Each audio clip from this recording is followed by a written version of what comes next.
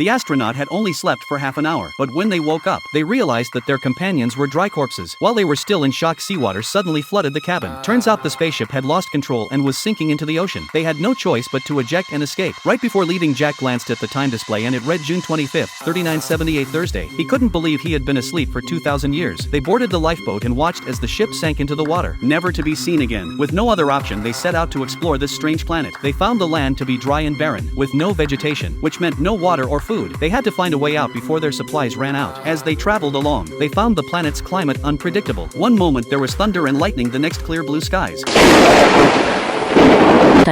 But they soon discover a surprise. In the middle of this barren desert, there is a green plant. This shows that there are still signs of life here. Excited, they picked up their pace, unaware that danger was closing in. Soon they stumbled upon a green forest and a crystal clear pond. They happily jumped into the water to wash off the dust, but they didn't notice their clothes and luggage had been stolen by some mysterious creatures. When they realized it, they chased after it, but all that was left was a few scraps of fabric. They had no choice but to cover themselves with the torn cloth. They soon found out who had stolen their things. It was a group of natives with no clothes on, but they don't look like they're too smart for that. The astronaut was stunned by the scene and was about to ask for clarification. Suddenly, they heard a loud noise behind them. The natives trembled in fear and scattered. Jack and his crew had to run with them to survive, but no sooner had they stepped out of the jungle than they were attacked. What shocked them even more was that the shooters were apes riding horses. It seems that orangutans are the most powerful creatures on this planet, and the natives were treated like animals, hunted down and killed by armed apes. Those who disobeyed were executed on the spot. Jack was shot in the neck, but he was taken back to the base by the apes. After a brief treatment, he was placed in a cage to test his fertility. The apes sent him a beautiful woman.